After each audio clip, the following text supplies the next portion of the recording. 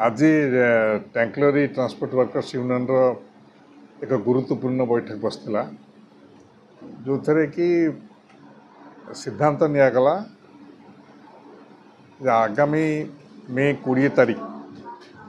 सारा देशव्यापी जो धर्मघट को डाकरा दि जाइए सेंट्रल ट्रिब्यूनल मानकर दिल्ली कन्वेंशन से डाकरा को धर्मघट डाकरा को आम ओडिशा रे एवं जटने कि सफल करूँ यहाँ आम देशवासी जानते जे नरेंद्र मोदी 2014 आसला परे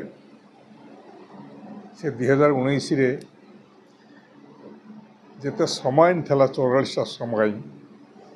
एपरिक सांबादिक मान जो श्रम आईन भी था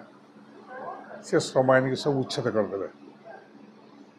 एवं 44टा श्रम आईन रु 15टा पूरापूरी पोछीदे बाकी 29टा श्रम आईन को 4टा कोड तैयारी करदे एवं 2019 रे से गोटे कोड पास कले बाकी 2020 रे आउ 3टा कोड पास कले 5 वर्ष हो गला से कोड को लागू करने को साहस करि पारना ए कोडटा हूँ टोटाली श्रमिक मान विरुद्ध रे जमती रही जे बर्तमान 8 घंटा जो श्रम समय अच्छी से 12 घंटा करने को लेबर कोड रे रखा है एवं जेहेतु श्रम हूँ गोटे कनकरेंट लिस्ट जुग्म तालिकार सम प्रसंग में सेंट्रल गवर्नमेंट आईन कर स्टेट गवर्नमेंट भी आईन कर विभिन्न स्टेट गवर्नमेंट माने श्रमिक मान श्रम समय निर्धारण करेंगे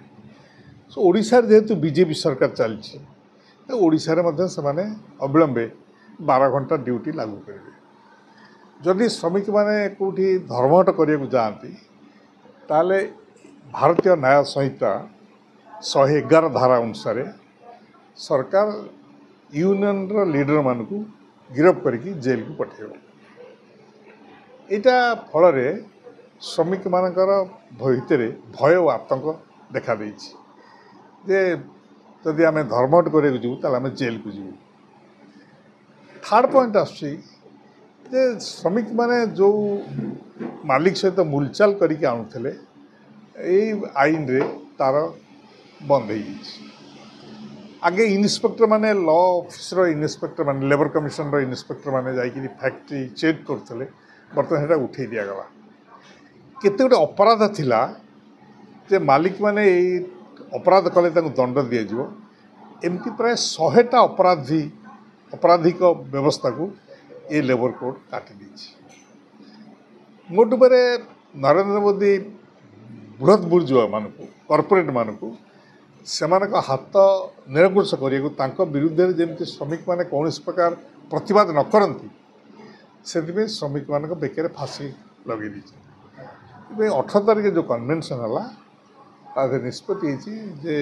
यहाँ लगातार भाव में प्रतिवाद हम मे 20 तारीख देशव्यापी हड़ताल कर गोटे दिन हड़ताल रे नरेंद्र मोदी सरकार पछक हटब ना कृषक मैंने जमी लगातार आंदोलन कले सेमती श्रमिक मान एक बृहत्तर आंदोलन एवं ये श्रमिक मान आजिकार कथा नहीं भविष्य वंशधर पर नरेंद्र मोदी एक हाण कुराड़ी आनी आम विरुद्ध प्रतिवाद करने को संकल्प।